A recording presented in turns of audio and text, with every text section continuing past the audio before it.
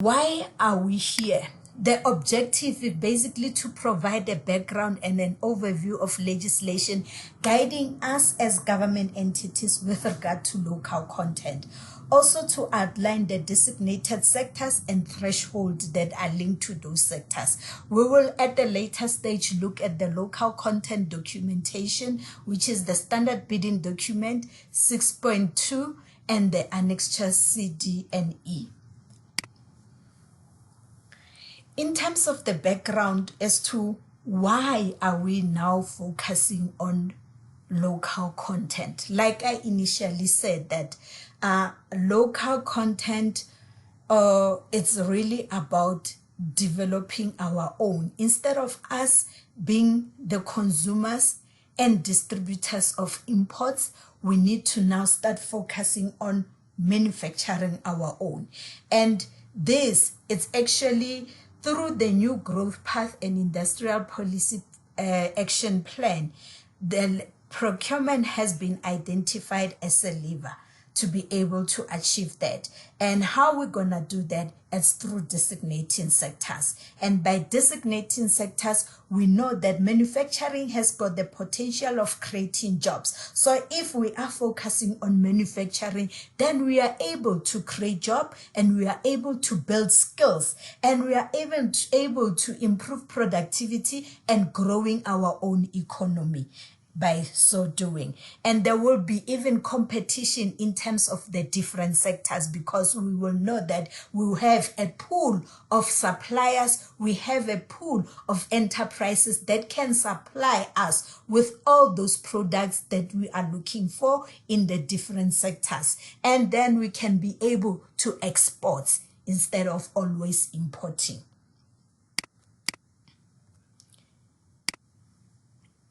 And perhaps also to touch on the regulatory form, to say local content is not something that just came from nowhere, but it was supported by legislation.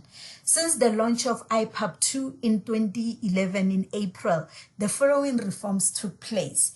There was a gazetting of PPPFA regulation, which was 2017, and recently now the 2017.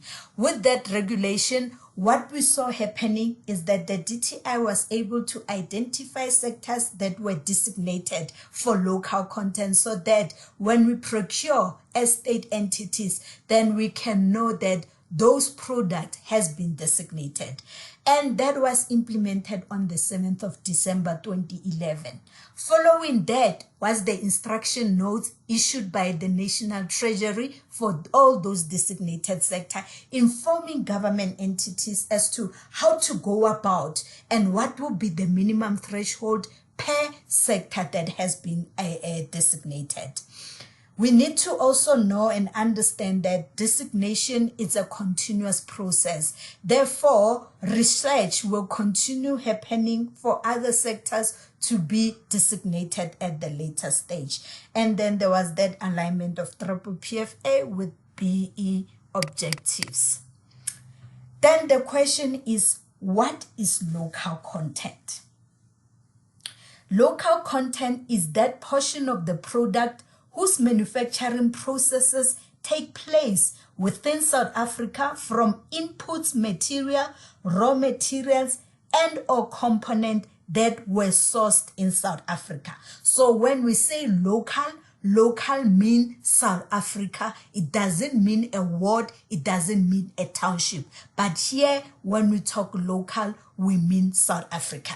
It is also important to note that when we're talking local content knows no color, knows no BE element. It's really about the base. Where is this product manufactured? Where are the inputs sourced? Where are the raw materials sourced? Where are the components sourced? If we can say all those things are sourced from South Africa, then we know we have satisfied that our criteria of local content.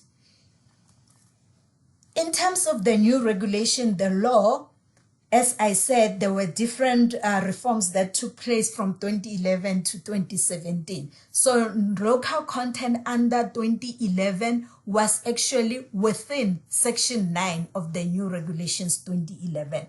But with 2017, it is under Section 8. And nothing has changed from that. And basically what it says is that organ of state in the case of designated sectors when in the award of tenders, local production and content is of critical importance. We need to advertise such tenders with specific tendering conditions that only locally produced goods, services and work or locally manufactured goods with a stipulated minimum threshold for local production and content will be considered. So when we are advertising tenders, like for example, for local content, one of the documents that we'll be using for that is the SBD 6.2 or MBD 6.2. SBD if it's the department and its entities, MBD if it's the municipalities and their entities. So there is a section where we need to actually put even there to say we are procuring this product and state the minimum threshold. So even on the tender, when we advertise, we should also stipulate that only locally manufactured goods or services or product will be acceptable. Anything that is not local and that is not meeting those stipulated minimum threshold will not be considered.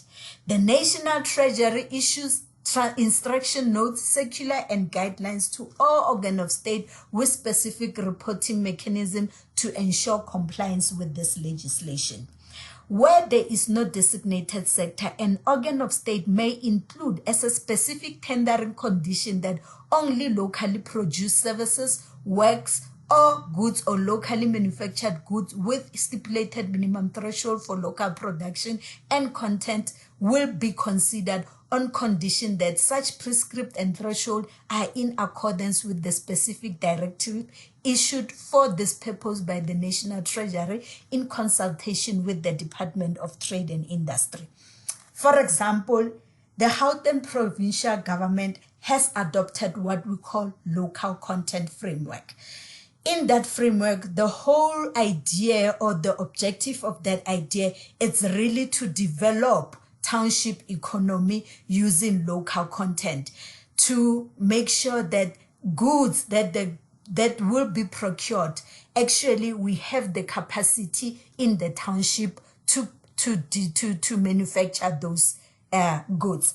For example, what I'm trying to say here is perhaps maybe the department in the province we can decide that detergents, we know many companies in the township are manufacturing detergents, and we decide that when we're going to be procuring detergent, we are going to put in a specific tendering condition that we want to procure them from locally manufactured. So this clause basically says that currently detergents are not designated. However, as a province, we can actually include that specific tendering condition that only locally produced work services will be considered, and we put a minimum threshold. However, we would have consulted with National Treasury and the DTIC to actually verify and give us an approval